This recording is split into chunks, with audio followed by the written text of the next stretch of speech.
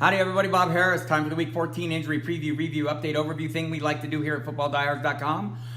And boy, Saturday got off with a bang. I'll just get the ball rolling here on the injury front, letting you know Melvin Gordon's been ruled out, James Conner's ruled out, Matt Breida's ruled out, and Odell Beckham now ruled out. Just happened early Saturday. Had a bruised quad, did Odell Beckham.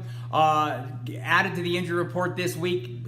Heard it a couple weeks ago against the Eagles. Hasn't been on the injury report since. He's doing like a social media documentary thing, and it kind of was revealed there. So the Eagles added, or the Giants added him to the injury report, and we'll see if there are some repercussions for that situation. But he did not make the trip, so he will not play.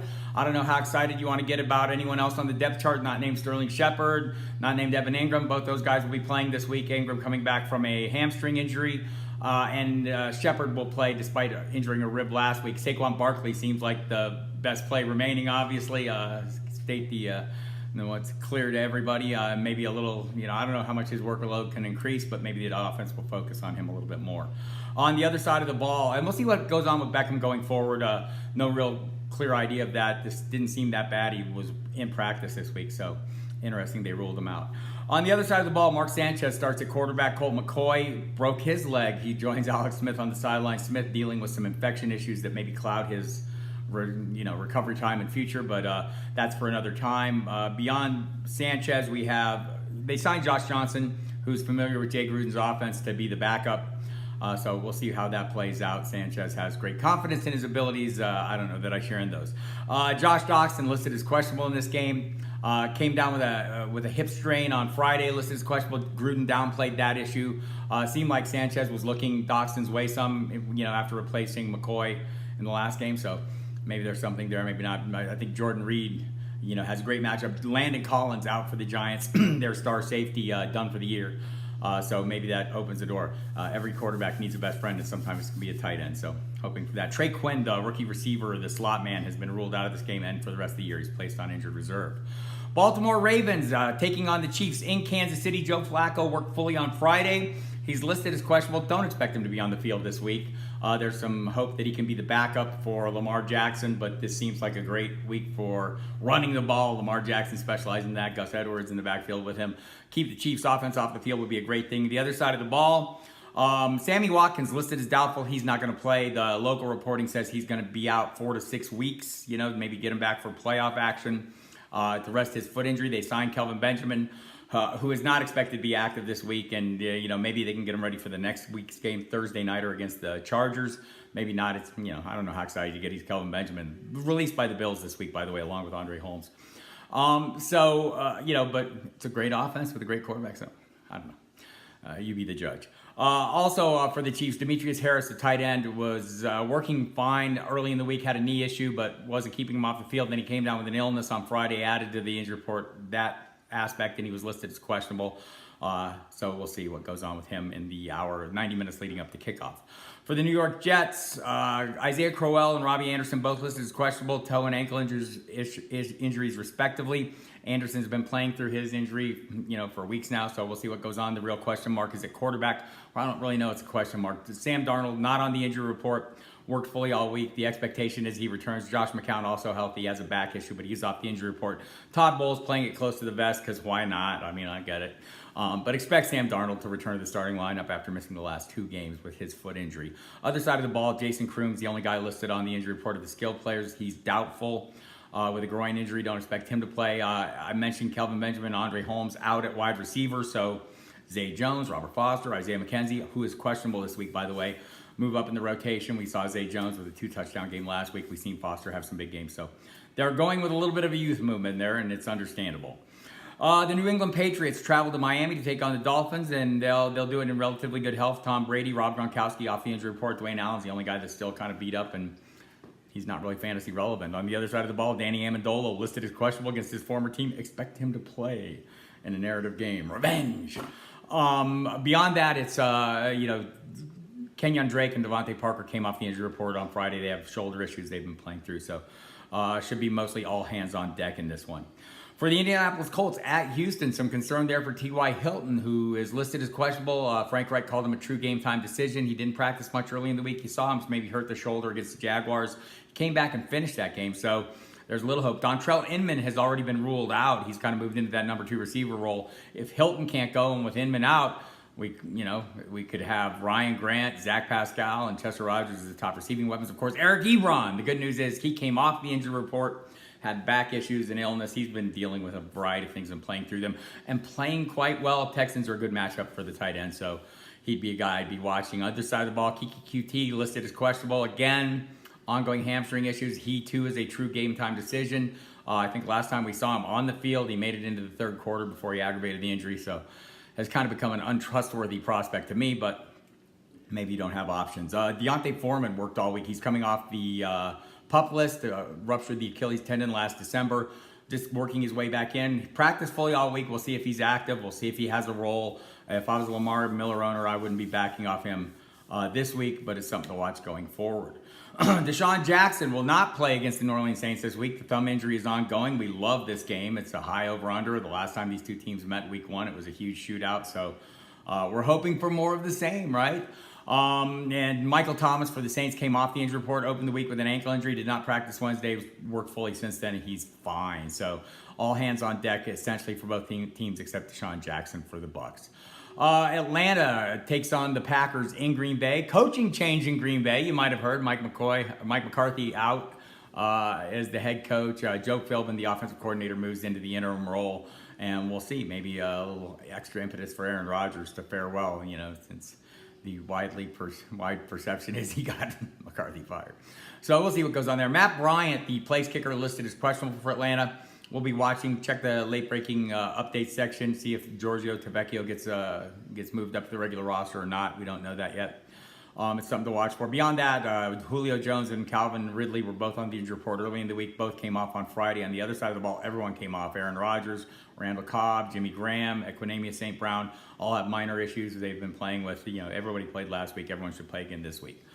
For the Carolina Panthers at Cleveland, no Greg Olsen. His season is over with a foot injury he suffered last week. Graham Gano is out. Chandler Catazero will handle the kicking. He was signed this week to handle it, and it seems like a one-week deal, but we'll see. No Graham Gano, no Greg Olsen for this one. Cam Newton off the injury report, but not fully healthy. He's got the right shoulder issue that's been an ongoing thing for him, so it seemed to show last week. We'll see. So on the other side of the ball, Denzel Ward's out, so for Cleveland. Everyone else is off the injury report. David Njoku, Duke Johnson missed some time. His grandmother passed away early in the week, so he missed some practice time, but he came back Friday, worked fully.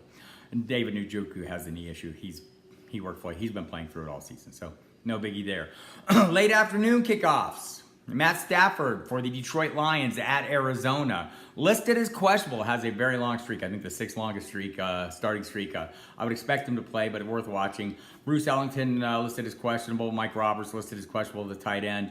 Back and shoulder issues. Kerryon Johnson ruled out in this game. Kenny Golladay nicked up early in the week, came off the injury report on Friday. LeGarrette Blount will be the lead back. Theo Riddick obviously chipping in as a receiver. The other side of the ball, everyone's good to go.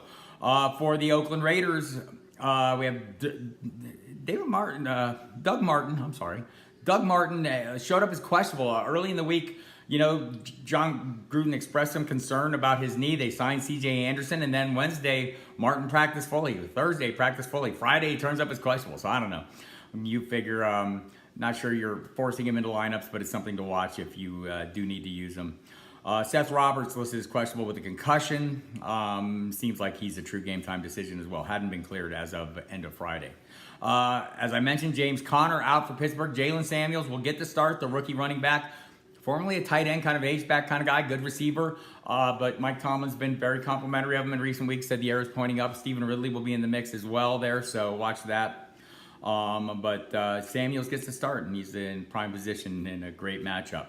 San Francisco 49ers will take on the Broncos in San Francisco. For San Francisco, Matt Breida's ruled out, Pierre Garçon's ruled out, Jeff Wilson Jr., who we saw come on last week when Breida was kind of dealing with an ankle issue, seems like a great play this week. Look, it's a tough matchup, but Wilson, good as a runner, good as a receiver, so it seems like he's game script proof to some degree. Marquise Goodwin will come back this week, but I don't know how, I mean, he'll play, but I don't know how big of a role he'll be after missing a couple weeks with a personal issue.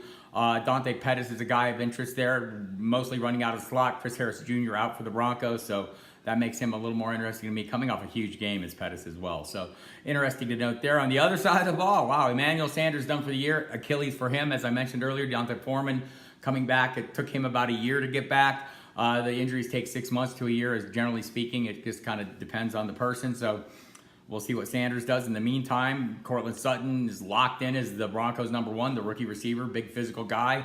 Seems like he's in good position to increase his targets. Deshaun Hamilton, another rookie who seems more of a Sanders-type player, will move into the mix. Not much production. He's been hurt some this year. We haven't seen much of him. Tim Patrick also in the mix. River Craycraft in the mix. So Matt Lacoste didn't show up last week. I don't know. It's a kind of a mess beyond the Philip Lindsay right now, where the Broncos are figuring out what's going on. Cortland Sutton, a viable play. I shouldn't dismiss him.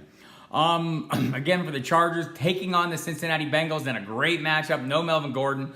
So Austin Eckler, the likely starter again, but we saw last week Justin Jackson, the rookie, get something done. More of a runner, Eckler, the runner-receiver hybrid, and a great matchup. I think they're both viable plays. If this game gets out of hand and the Chargers get up in front, don't be surprised if we see a lot of Jackson like we did late in the game last week against a much better matchup this week. So interesting to note there that there's some guys that are worth pivoting to. Of course, for Cincinnati, A.J. Green is out, done for the year with a toe injury, had surgery. So Jeff Driscoll took over for Andy Dalton. Now Tyler Boyd moves into the #1 spot. And we've seen him there with Green out earlier in the year. So I'm not sure what my expectations are. Not high. Joe Mixon, however, was limited by a foot injury early in the week. He came off the injury report Friday, and Marvin Lewis expressed great confidence in him. So we'll see. They need to keep the game script in line for that. Dallas Cowboys hosting the Philadelphia Eagles in this one. Michael Gallup listed as questionable, came down with an illness on Friday. Should be good to go, but it's a great matchup, right? We want to get Amari Cooper in there. We want to get Gallup in there. We're going to get Cole Beasley off the injury report. Tyron Smith, the left tackle, listed as questionable. The hope is he will play. Jeff Swaim out, the tight end. Tavon Austin out still, so no changes there. Sunday Night Football, Rams against the Bears in Chicago. Going to be cold. The only real injury, Mitchell Trubisky comes back this week after missing a couple games with a shoulder injury. Seems like he's good to go. No real concerns about the shoulder being an issue. He's been throwing well, no problems there. On the other side of the ball, Malcolm Brown, the #2 running back, is out, done for the year. So Justin Davis, John Kelly are the guys to note. We don't really know how the pecking order is going to work out. Maybe both those guys share behind Todd Gurley.